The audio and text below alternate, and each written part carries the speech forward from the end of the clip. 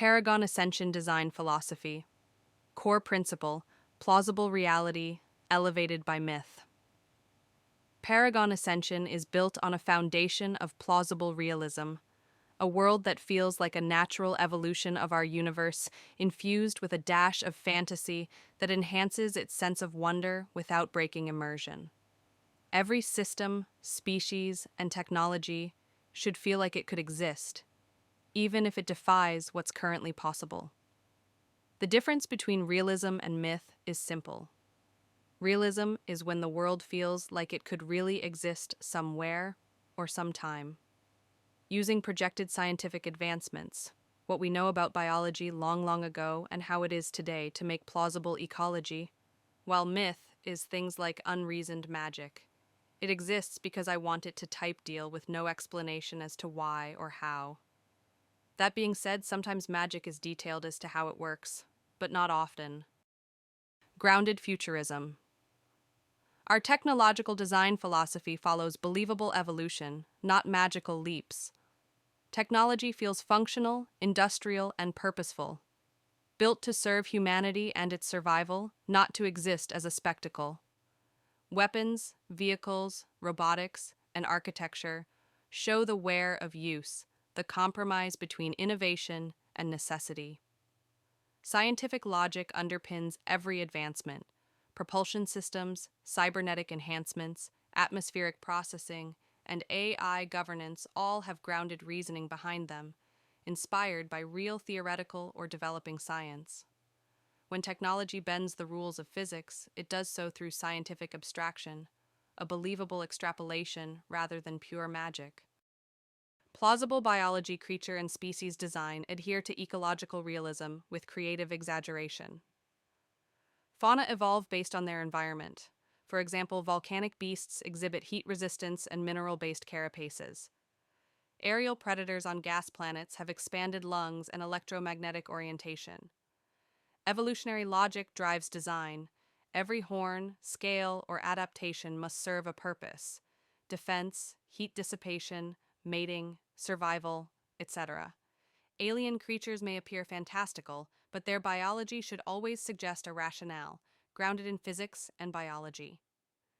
The fantastical element arises from how far evolution has gone, not breaking its rules. Fantasy through logic. Creatures that look impossible, but make sense once you understand their world. The spiritual layer.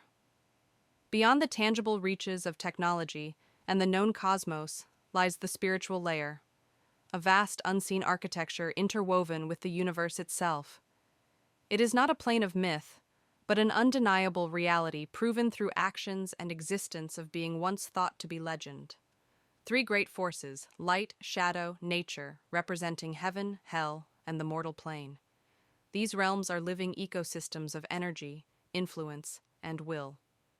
The existence of angels, demons, and God is no longer a matter of belief, but of record.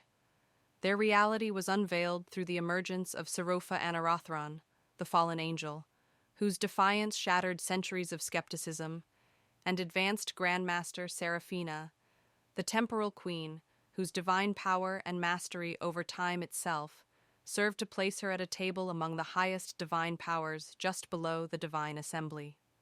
Connecting the mortal plane stands the celestial masters, guardians and mediators of balance between realms. These are chosen mortals who have been granted divine power to fulfill their roles to ensure that light does not blind, shadow does not consume, and nature remains uncorrupted. Humanity amid the infinite. While the setting spans through a whole galaxy, the focus remains human or sentient, driven by emotion, ambition, and consequence.